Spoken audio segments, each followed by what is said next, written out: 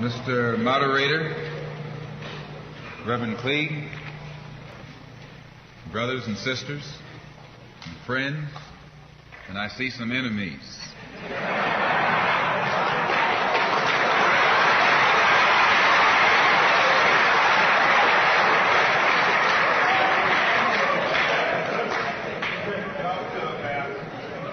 In fact, I think we'd be fooling ourselves if we had an audience this large and didn't realize that there were some enemies present. This afternoon, we want to talk about the ballot or the bullet. The ballot or the bullet explains itself. But before we get into it, since this is the year of the ballot or the bullet, I would like to clarify some things that refer to me personally concerning my own personal position.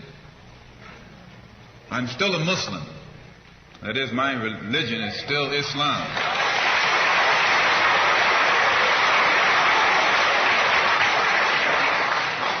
My religion is still Islam. I still credit Mr. Muhammad for what I know and what I am. He's the one who opened my eyes. And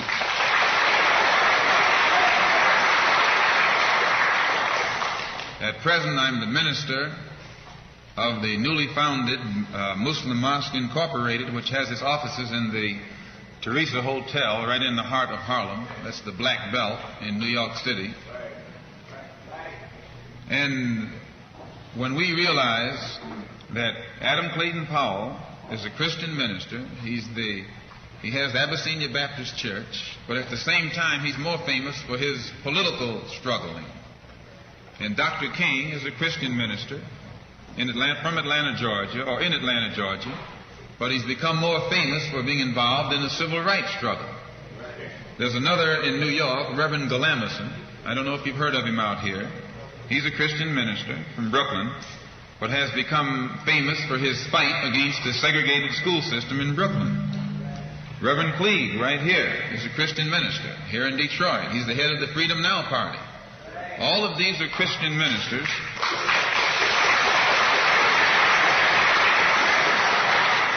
All of these are Christian ministers, but they don't come to us as Christian ministers. They come to us as fighters in some other category. I'm a Muslim minister.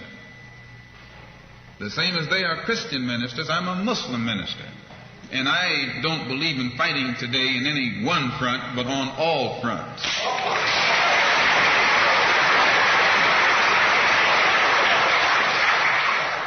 In fact, I'm a black nationalist freedom fighter.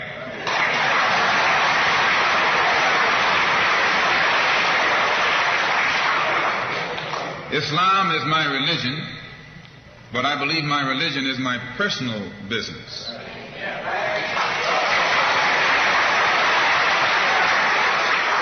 It governs my personal life, my personal morals.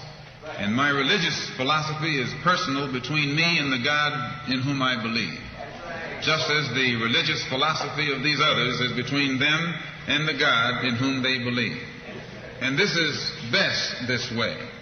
Were we to come out here discussing religion, we'd have too many differences from the outstart, and we could never get together. So today, though Islam is my religious philosophy, my political, economic, and social philosophy is black nationalism. You and I,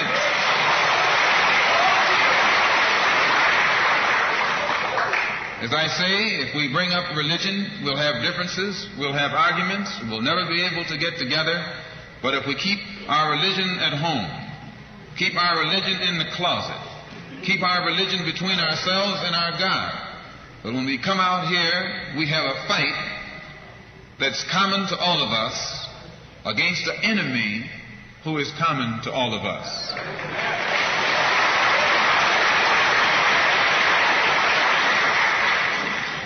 The political philosophy of black nationalism only means that the black man should control the politics and the politicians in his own community. The time when white people can come in our community and get us to vote for them so that they can be our political leaders and tell us what to do and what not to do is long gone.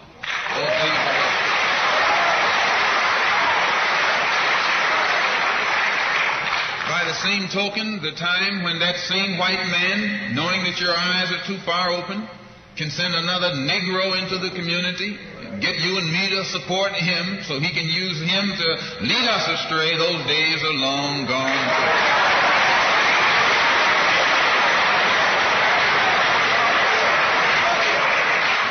The political philosophy of black nationalism only means that if you and I are going to live in a black community, and that's where we're going to live, because as soon as you move into as soon as you move out of the black community into their community, it's mixed for a period of time, but they're gone, and you're right there all by yourself.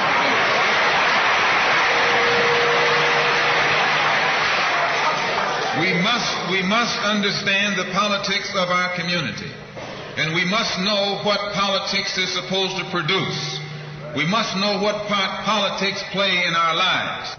And until we become politically mature, we will always be misled, led astray, or deceived or maneuvered into supporting someone politically who doesn't have the good of our community at heart. So the political philosophy of black nationalism only means that we will have to carry on a political program of re-education, to open our people's eyes, make us become more politically conscious, politically mature. And then we will, whenever we get ready to cast our ballot, that ballot will be cast for a man of the community who has the good of the community at heart.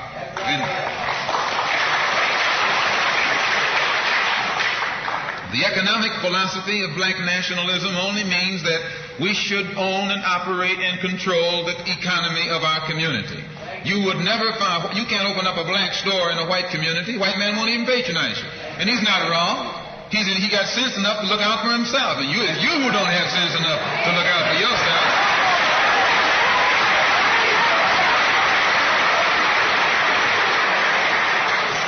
The white man is too intelligent to let someone else come and gain control of the economy of his community.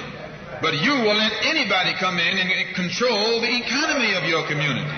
Control the housing, control the education, control the jobs, control the businesses under the pretext that you want to integrate. No, you're out of your mind.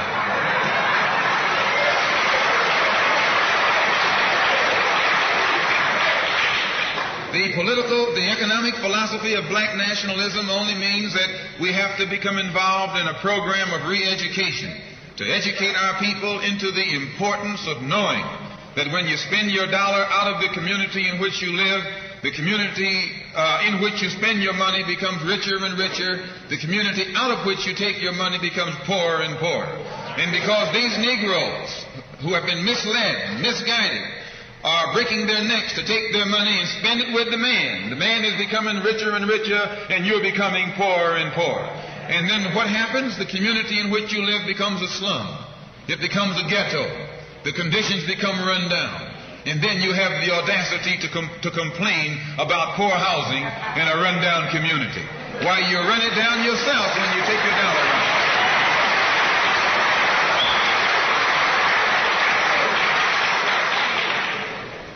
And you and I are in a double trap, because not only do we lose by taking our money someplace else and spending it, when we try and spend it in our own community, we're trapped because we haven't had sense enough to set up stores and control the businesses of our community.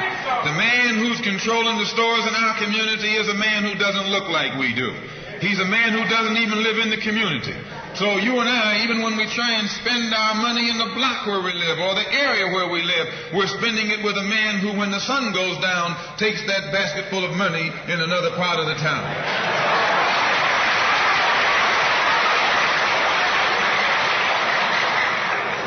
So we're trapped, double trapped, triple trapped.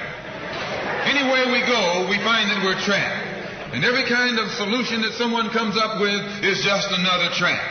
But the political and economic philosophy of black nationalism, the economic philosophy of black nationalism shows our people the importance of setting up these little stores and developing them and expanding them into larger operations. Woolworth didn't start out big like they are today. They started out with a dime store and expanded and expanded and expanded until today they're all over the country and all over the world, and they're getting some of everybody's money. Now, this, what you and I in General Motors, the same way, didn't start out like it is. It started out just a little rat race type operation. And it expanded and expanded until today it's where it is right now. And you and I have to make a start. And the best place to start is right in the community where we live.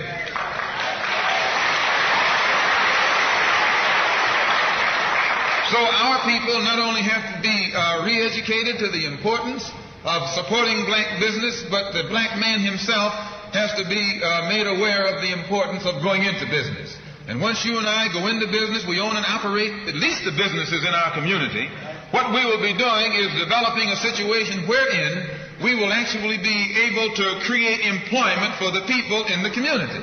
And once you can create some employment in the community where you live, it will eliminate the necessity of you and me having to act ignorantly and disgracefully, boycotting and picketing some cracker someplace else, trying to beg him for a job.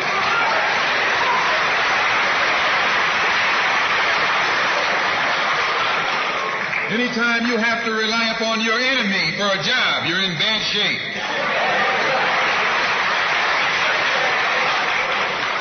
And he is your enemy. Anytime, you wouldn't be in this country if some enemy hadn't kidnapped you and brought you here.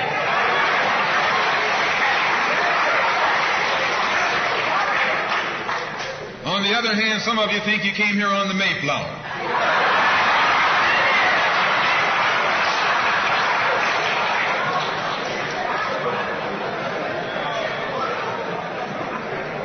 So as you can see, brothers and sisters, today, this afternoon, it's not our intention to discuss religion. We're going to forget religion. If we bring up religion, we'll be in an argument. And the best way to keep away from arguments and differences, as I said earlier, put your religion at home, in the closet. Keep it between you and your God. Because if it hasn't done anything more for you than it has, you need to forget it anyway.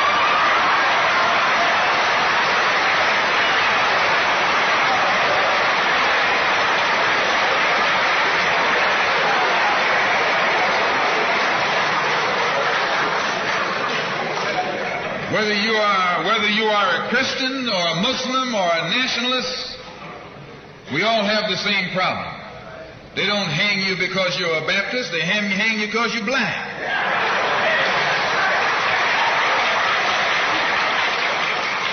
They don't attack me because I'm a Muslim, they attack me because I'm black. They attack all of us for the same reason. All of us catch hell from the same enemy. We're all in the same bag, in the same boat. We suffer political oppression, economic exploitation, and social degradation. All of them from the same enemy. The government has failed us. You can't deny that. Anytime you live in the 20th century, 1964, and you walking around here singing, "We shall overcome," the government has failed us.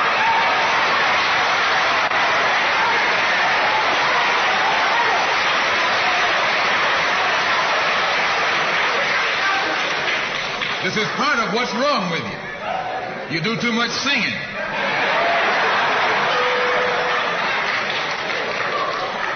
Today it's time to stop singing and start swinging.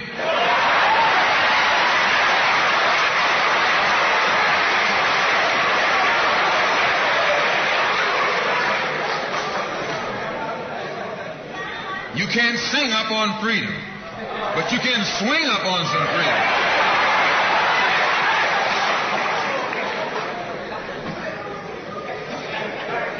Cassius Clay can sing, but singing didn't help him to become the heavyweight champion of the world. Swinging helped him become the heavyweight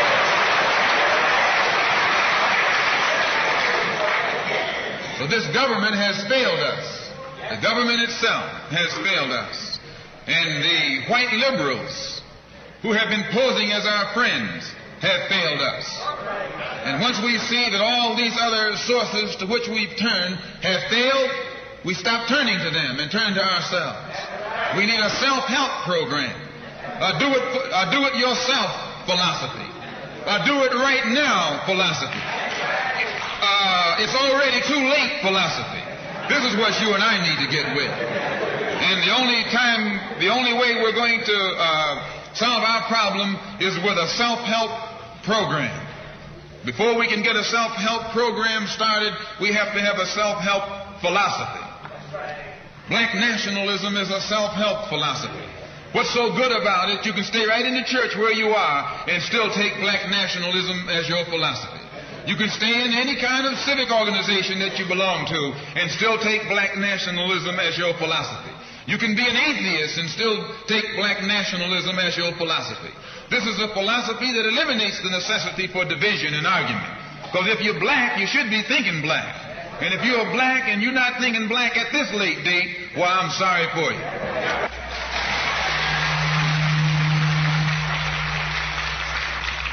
Once you change your philosophy, you change your thought pattern. Once you change your thought pattern, you change your attitude. Once you change your attitude, it changes your behavior pattern. And then you go on into some action. As long as you got a sit-down philosophy, you'll have a sit-down thought pattern. And as long as you think that old sit-down thought, you'll be in some kind of sit-down action. They'll have you sitting in everywhere. It's not so good to refer to what you're going to do as a sit-in. That right there castrates you. Right there it brings you down. What goes with it? Think of the image of someone sitting. An old woman can sit. An old man can sit. A chump can sit. A coward can sit. Anything can sit. Well, you and I have been sitting long enough, and it's time today for us to start doing some standing and some fighting to back that up.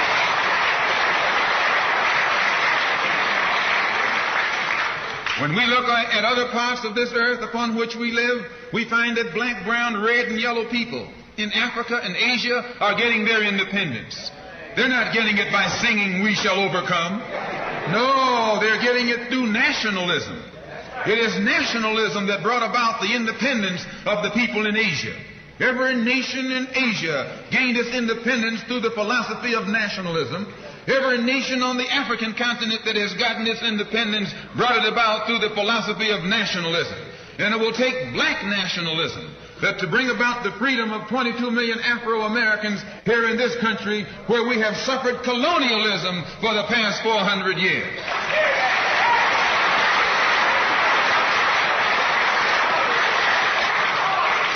America is just as much a colonial power as England ever was.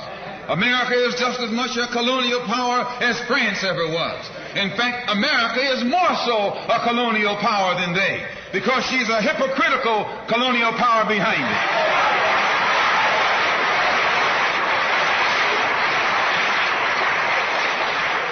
What do you call second-class citizenship?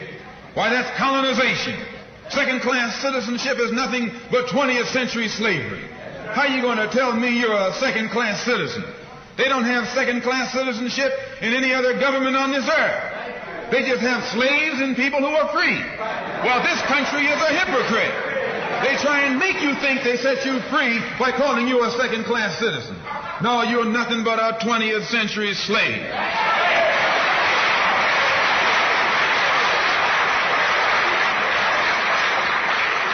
Just as it took nationalism to remove colonialism from Asia and Africa, it'll take black nationalism today to remove colonialism from the backs and the minds of 22 million Afro-Americans here in this country. And 1964 looks like it might be the year of the ballot or the bullet.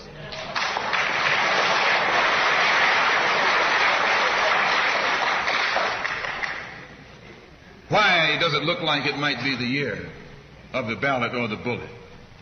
Because Negroes have listened to the trickery and the lies and the false promises of the white man now for too long. And they're fed up. They've become disenchanted. They've become disillusioned. They've become dissatisfied. And all of this has built up frustrations in the black community that makes the black community throughout America today more explosive than all of the atomic bombs the Russians can ever invent. Whenever you got a racial powder keg sitting in your lap, you're in more trouble than if you had an atomic powder keg sitting in your lap. When a racial powder keg goes off, it doesn't care who it knocks out the way. Understand this, it's dangerous. And in 1964, this seems to be the year. Because what can the white man use now to fool us? After he put down that march on Washington, and you see all through that now, he tricked you, had you marching down to Washington. Yes, had you marching back and forth between the feet of a dead man named Lincoln and another dead man named George Washington, singing "We Shall Overcome."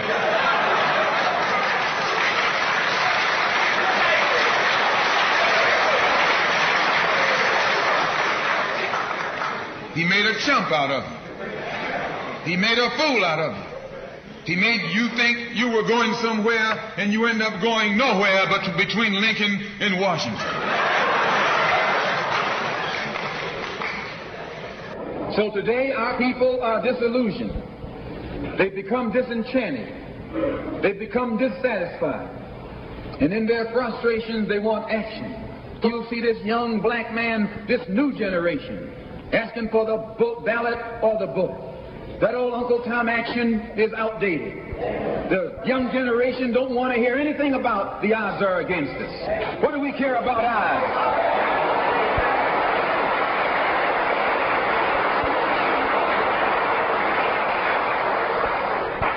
When this country here was first being founded, there were 13 colonies. The whites were colonized. They were fed up with this taxation without representation. So some of them stood up and said, liberty or death. Though I went to a white school over here in Mason, Michigan, the white man made the mistake of letting me read his history books. He made the mistake of teaching me that Patrick Henry was a patriot and George Washington wasn't nothing nonviolent about old Pat or George Washington. Liberty or death was what brought about the freedom of whites in this country from the English.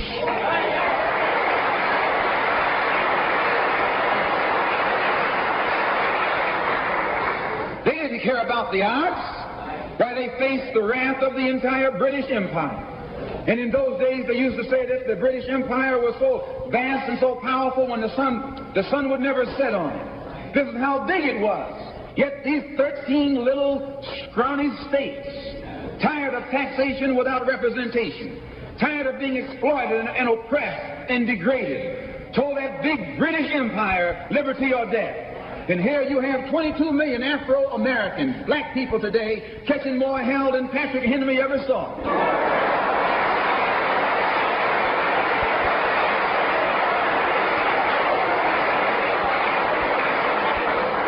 And I'm here to tell you, in case you don't know it, that you got a new generation of black people in this country who don't care anything whatsoever about odds. They don't want to hear you old Uncle Tom handkerchief heads talking about the odds.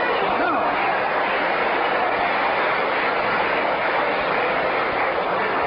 This is a new generation. If they're going to draft these young black men and send them over to Korea or South Vietnam to face 800 million Chinese.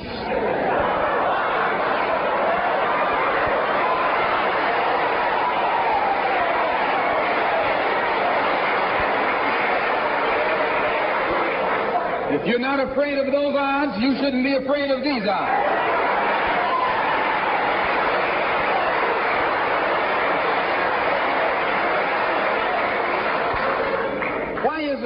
Why does this loom to be such an explosive political year? Because this is the year of politics. This is the year when all of the white politicians are going to come into the Negro community. You never see them until election time. You can't blame them until election time. They're going to come in with false promises. And as they make these false promises, they're going to feed our frustrations. And this will only serve to make matters worse. I'm no politician. I'm not even a student of politics. I'm not a Republican, nor a Democrat, nor an American, and got sense enough to know it.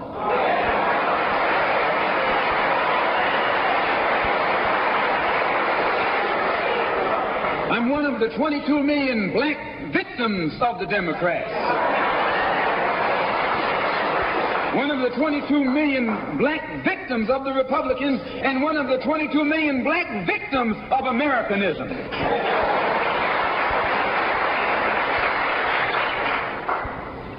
And when I speak, I don't speak as a Democrat or a Republican. I speak as a victim of America's so-called democracy. You and I have never seen democracy. All we've seen is hypocrisy.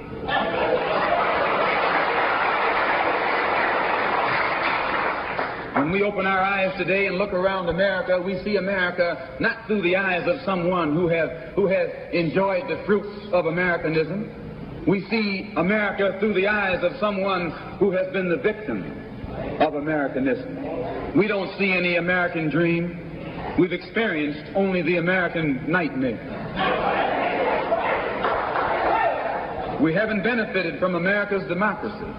We've only suffered from America's hypocrisy. And the generation that's coming up now can see it and are not afraid to say it. If you go to jail, so what? If you're black, you were born in jail.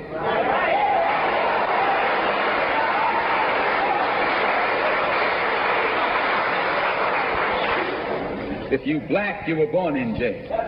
In the North as well as the South. Stop talking about the South. Long as you're south of the Canadian border, you're south.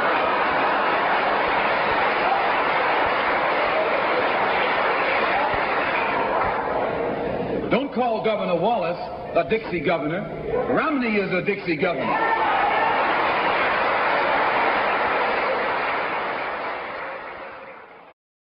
$22 million black victims of Americanism are waking up, and they're gaining a new political consciousness, becoming politically mature. And as they develop this political maturity, they're able to see the recent trends in these political elections. They see that the whites are so evenly divided that every time they vote, the race is so close they have to go back and count the votes all over again. And which means that any block, any minority that has a block of votes that stick together is in a strategic position. Either way you go, that's who gets it.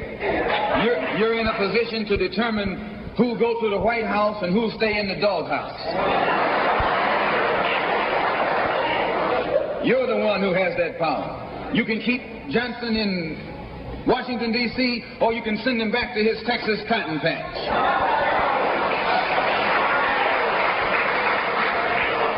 You're the one who sent Kennedy to Washington. You're the one who put the present Democratic administration in Washington, D.C. The whites were evenly divided. It was the fact that you threw 80% of your votes behind the Democrats that put the Democrats in the White House. When you see this, you can see that the Negro vote is the key factor. And despite the fact that you are in a position to be the determining factor, what do you get out of it?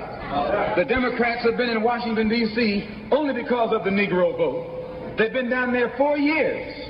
And all other legislation they wanted to bring up, they brought it up and gotten it out of the way, and now they bring up you. And now they bring up you. You put them first and they put you last. Because you're a chump.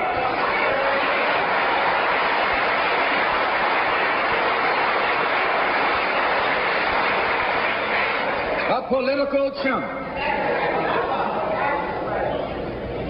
In Washington, D.C., in the House of Representatives, there are 257 who are Democrats. Only 177 are Republicans. In the Senate, there are 67 Democrats. Only 33 are Republicans. The party that you bash controls 2/3 of the House of Representatives and the Senate, and still they can't keep their promise to you because you're a chump.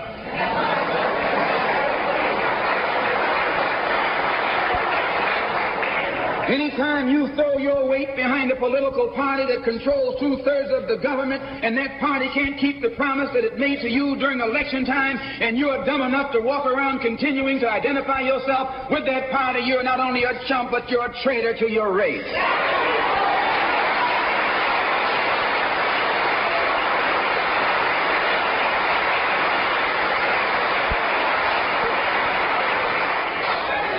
And what kind of alibi do they come up with? they try and pass the buck to the Dixiecrats. Now, back during the days when you were blind, deaf, and dumb, ignorant, politically immature, naturally you went along with that. But today, as your eyes come open and you develop political maturity, you're able to see and think for yourself. And you can see that a Dixiecrat is nothing but a Democrat in disguise. You look at the structure of the government that controls this country. It's controlled by 16 senatorial committees and 20 congressional committees. Of the 16 senatorial committees that run the government, 10 of them are in the hands of Southern segregationists. Of the 20 congressional committees that run the government, 12 of them are in the hands of Southern segregationists. And they're going to tell you and me that the South lost the war.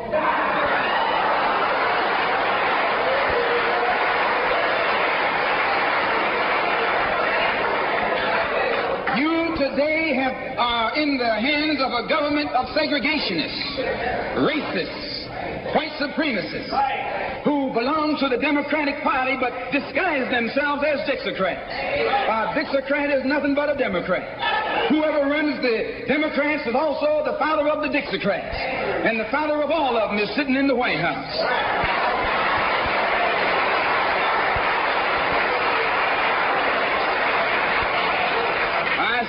I say it again. You got a president who's nothing but a Southern segregationist.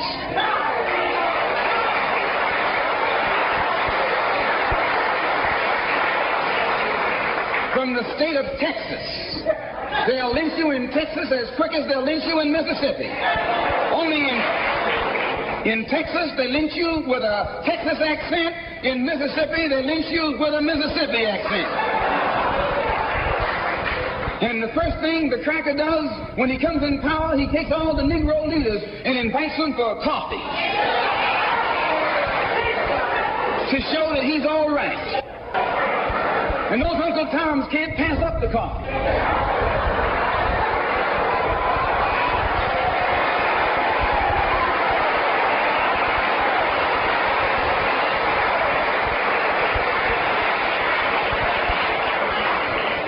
They come away from the coffee table telling you and me that this man is all right because he's from the South. And since he's from the South, he can deal with the South. And look at the logic that they're using. What about Eastland? He's from the South. Make him the president. If Johnson is a good man because he's from Texas, and being from Texas will enable... If Johnson is a good man because he's from Texas, and being from Texas will enable him to deal with the South, Eastland can deal with the South better than Johnson. Oh, I say, you've been misled. You've been had. You've been took.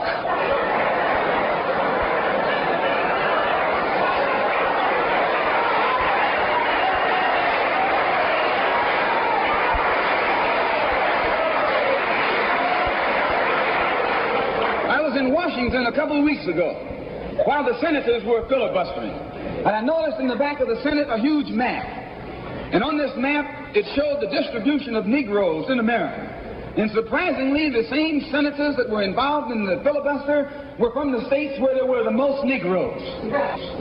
Why were they filibustering the civil rights legislation? Because the civil rights legislation is supposed to guarantee voting rights to Negroes in those states. And those senators from those states know that if the Negroes in those states can vote, those senators are down the drain.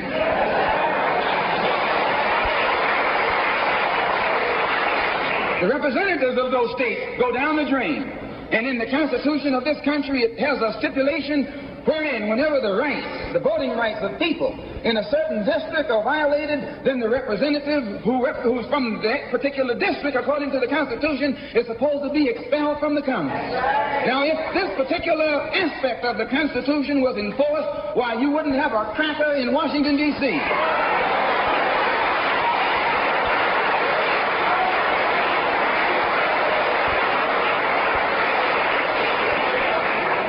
But what would happen when you expel the Dixiecrat? You're expelling the Democrat. When you destroy the power of the Dixiecrat, you're destroying the power of the Democratic Party. So how in the world can the Democratic Party in the South actually side with you? in sincerity when all of its power is based in the South. These Northern Democrats are in cahoots with the Southern Democrats.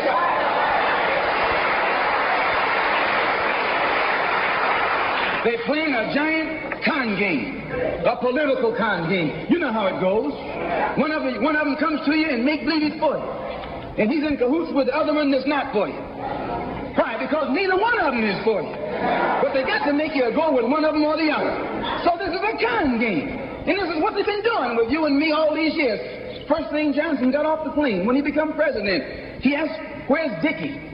You know who Dickie is? Dickie is old Southern cracker Richard Russell. Look here. Yes. Lyndon B. Johnson's best friend is the one who is ahead, who's heading the forces that are filibustering civil rights legislation. You tell me, how in the hell is he going to be Johnson's best friend?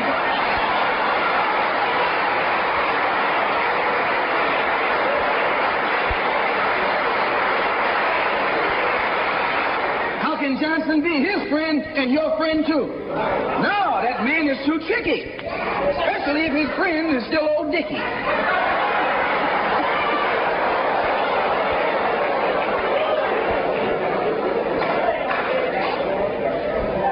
Whenever the Negroes keep the Democrats in power, they're keeping the Dixiecrats in power. This is true. A vote for a Democrat is nothing but a vote for a Dixiecrat. I know you don't like me saying that, but I'm not the kind of person who come here to say what you like. I'm going to tell you the truth whether you like it or not.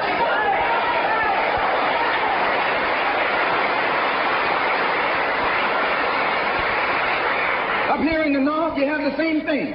The Democratic Party don't do it. They don't do it that way. They got a thing that they call gerrymandering. They maneuver you out of power. Even though you can vote, they fix it so you're voting for nobody. They got you going and coming.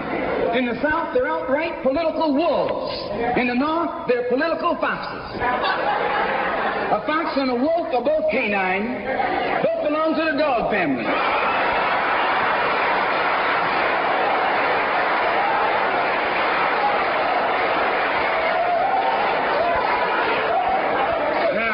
You take your choice. You're going to choose a northern dog or a southern dog. Because either dog you choose, I guarantee you, you'll still be in the doghouse. This is why I say it's the ballot or the bullet. It's liberty or it's death. It's freedom for everybody or freedom for nobody.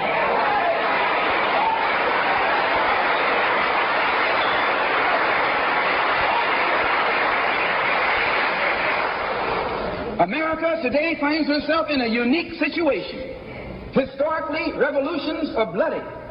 Oh, yes, they are. They have never had a bloodless revolution or a nonviolent revolution. That don't happen even in Hollywood.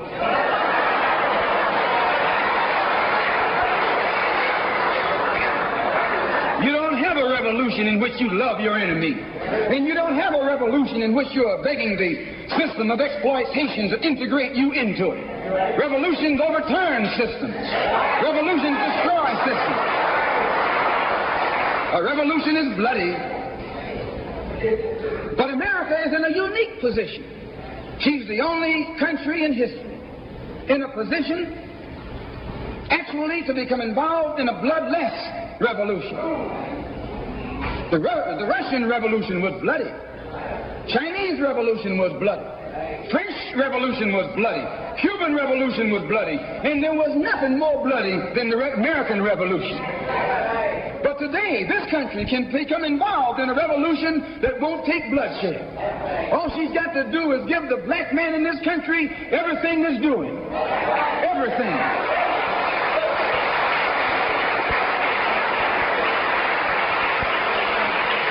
I hope that the white man can see this. Because if you don't see it, you're finished. If you don't see it, you're going to become involved in some action in which you don't have a chance. And we don't care anything about your atomic bomb. It's useless. Because other countries have atomic bombs. When 2 or 3 different countries have atomic bombs, nobody can use it. So it means that the white man today is without a weapon. If you want some action, you got to come on down to earth. And there's more black people on earth than there are white people on earth.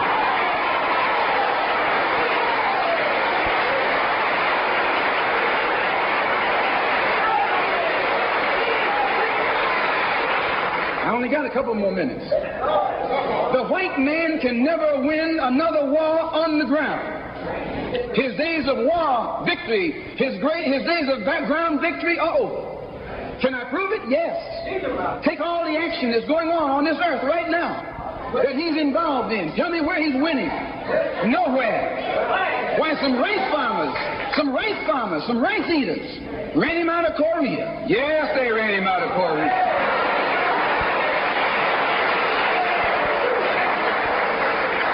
Rice eaters with nothing but gym shoes and a rifle and a bowl of rice. Took him and his tanks and his napalm and all that other action he's supposed to have and ran him across the Yalu. Why? Because the day that he can win on the ground is past. Up in French Indochina, those little peasants, rice growers, took on the might of the French army and ran all the Frenchmen. You remember Dien Bien Phu? No.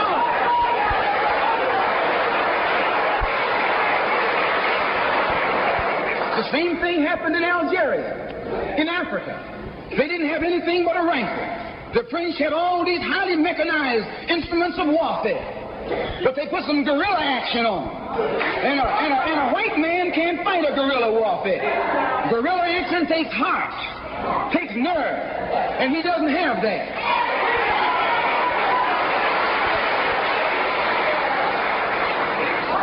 He's brave when he's got tanks.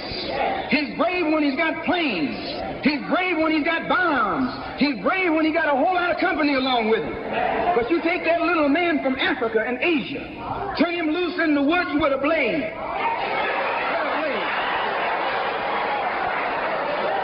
That's all he needs. All he needs is a blade. And when the sun comes down, goes down, and it's dark, it's even Steven.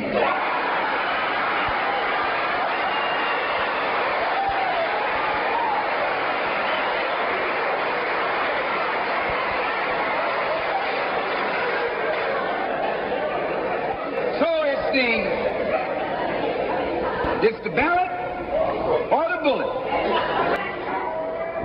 Today our people can see that we're faced with a government conspiracy. This government has failed us. The senators who are filibustering concerning your and my rights, that's the government. Don't say it's Southern senators, this is the government. This is the government filibuster. It's not a segregationist filibuster. It's a government filibuster. Any kind of activity that takes place on the floor of the Congress or the Senate, that's the government. Any kind of dilly-dallying, that's the government. Any kind of pussyfooting, that's the government. Any kind of act that's designed to delay or deprive you and me right now of getting full rights, that's the government that's responsible. And anytime you find the government involved in a conspiracy to violate the citizenship or the civil rights of a people, then you are wasting your time going to that government expecting redress. Instead, you have to take that government to the world court and accuse it of genocide and all of the other crimes that it is guilty of today.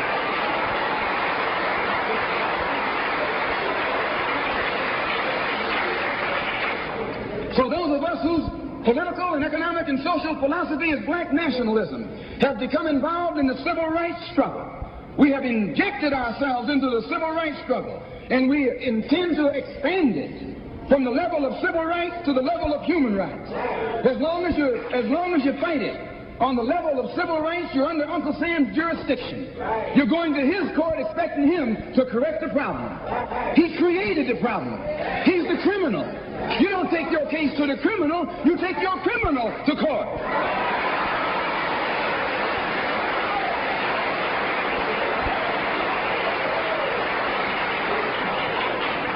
When the government of South Africa began to trample upon the human rights of the people of South Africa, they were taken to the UN.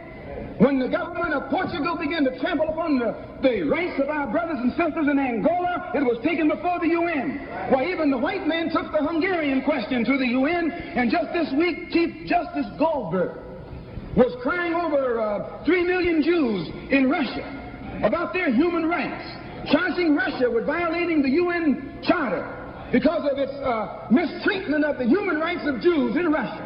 Now you tell me, how can the plight of everybody on this earth reach the halls of the United Nations, and you have 22 million Afro-Americans whose churches are being bombed, whose little girls are being murdered, whose leaders are being shot down in broad daylight? Now you tell me why the leaders of this struggle have never taken it before the United Nations.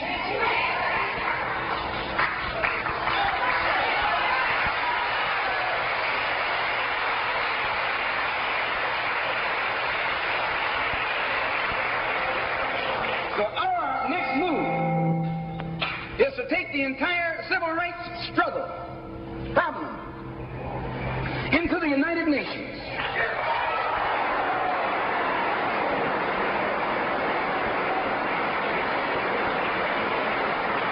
And let the world see that Uncle Sam is guilty of violating the human rights of 22 million Afro and still has the audacity or the nerve to stand up and represent himself as the leader of the free world.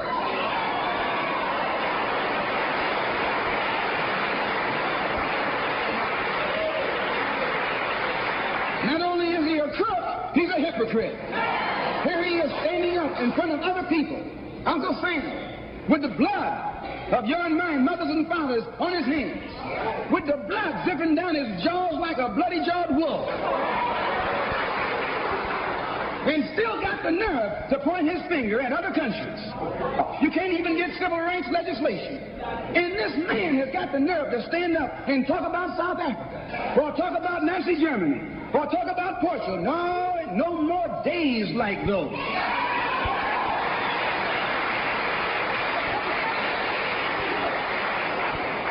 So I say in my conclusion, the only way we're going to solve it, we got to unite in unity and harmony. And black nationalism is the key. How are we going to overcome the tendency to be at each other's throats that always exists in our neighborhood? And the reason this tendency exists, the strategy of the white man has always been divide and conquer. He keeps us divided in order to conquer us. He tells you, I'm for separation and you for integration, and keep us fighting with each other. No, I'm not for separation and you're not for integration. What you and I are for is freedom.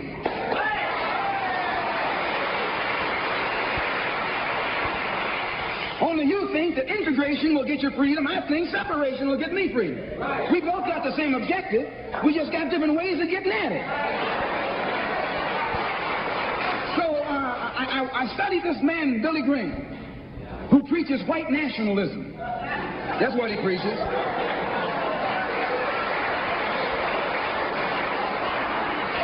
I say that's what he preaches. The whole church structure in this country is white nationalism. You go inside a white church, that's what they're preaching, white nationalism. They got Jesus white, Mary white, God white, everybody white. That's white nationalism.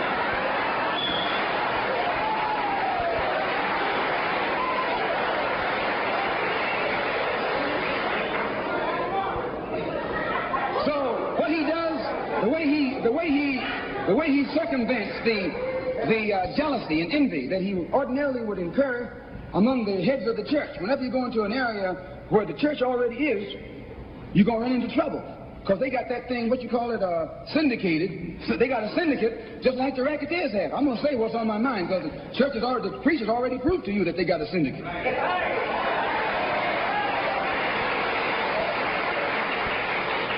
And when you're out in the rackets, whenever you're getting in another man's territory, you know, they gang up on you. And that's the same way with you. You run into the same thing. So how Billy Graham gets around that, instead of going into somebody else's territory like he's going to start a new church, he doesn't try and start a church. He just goes in preaching Christ. And he says, everybody who believes in him, you go wherever you find him. So this helps all the churches, and so since it helps all the churches, they don't fight him. Well, we're going to do the same thing, only our gospel is black nationalism. His gospel is white nationalism. Our gospel is black nationalism. And the gospel of black nationalism, as I told you, means you should control the politics of your community, the economy of your community, and all of the society in which you live should be under your control. And once you feel that this philosophy will solve your problem, go join any church where that's preached. Don't join a church where white nationalism is preached. Now, you can go to a Negro church and be exposed to white nationalism. But when you walk in a Negro church and a white Mary and some white angels, that Negro church is preaching white nationalism.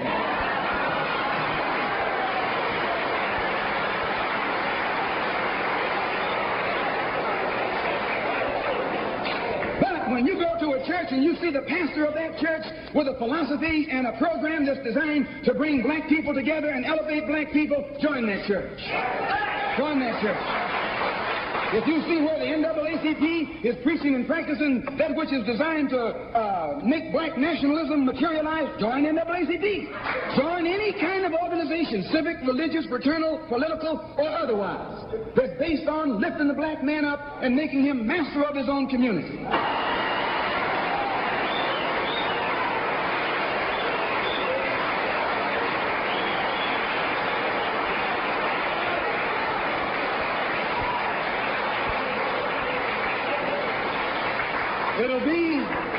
It'll be the ballot, or it'll be the vote. It'll be liberty, or it'll be death. And if you're not ready to pay that price, don't use the word freedom in your vocabulary. One more thing. I was on a program in Illinois recently with Senator Paul Douglas, a so-called liberal, so-called Democrat, so-called white man. At which time he told me that our African brothers were not interested in us in Africa. He says the Africans aren't interested in the American Negro. I knew he was lying.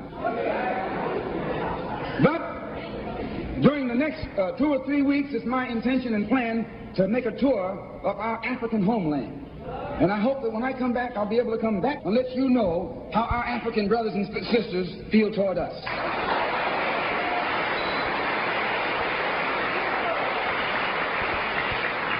And I know before I go there that they love us. We're one. We're the same. The same man who has colonized them all these years colonized you and me too. All these years. And all we have to do now is wake up and work in unity and harmony, and the battle will be over. I want to thank the Freedom Now Party and the Goal. I want to thank Milton and Richard Henry for inviting me here this afternoon, and also Reverend Clegg. And I want them to know that anything that I can ever do at any time to work with anybody in any kind of program that is sincerely designed to eliminate the political, the economic, and the social evils that confront all of our people in Detroit and elsewhere, all they got to do is give me a telephone call and I'll be on the next jet right on into the city.